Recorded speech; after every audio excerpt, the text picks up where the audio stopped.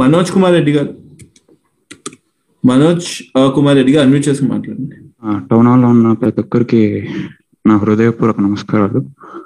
ఇప్పుడు ఆయనకి exams conduct చేయాలని అదొక పట్టుబడి కూర్చున్నాడు, కానీ అతనేమో ప్రోటోకాల్స్ పాటిస్తున్నాడు, కానీ మాకైతే ఏం పెట్టలేదు. కావాలంటే మేము ప్రాక్టికల్స్ వెళ్ళాం, కానీ పులివెందుల్లో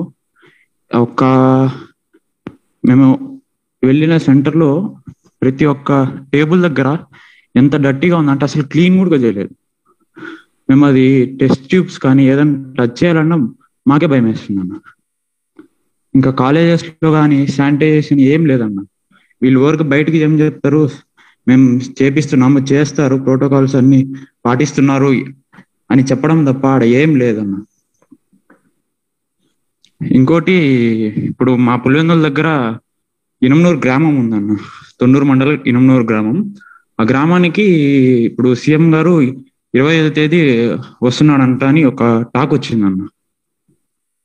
అక్కడికి లేని ప్రోటోకాల్స్, కోవిడ్ ప్రోటోకాల్స్ అన్ని ఎగ్జామ్స్ దగ్గర ఉంటాయన్న. వెరీ వెరీ వైడ్ పాయింట్ అమ్మా.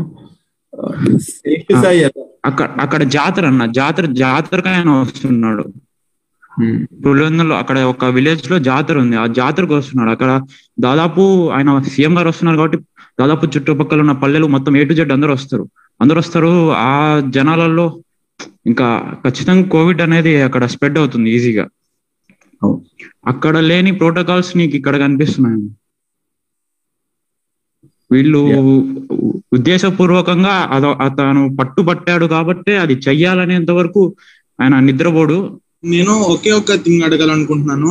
ఇప్పుడు నాకు ఒకవేళ కరోనా వచ్చింది అనుకుందాం, ఎగ్జామ్ టైంకి నేను ఎగ్జామ్ రాయలేను, నా పరిస్థితి ఏంటి?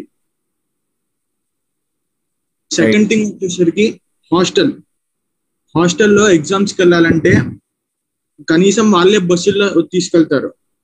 అలా తీసుకెళ్ళినప్పుడు సేఫ్టీ ఉంటుందని అంటే గ్యారంటీ ఏంటి? ఆ రెండు విషయాలు నేను అడగాలనుకుంటున్నాను.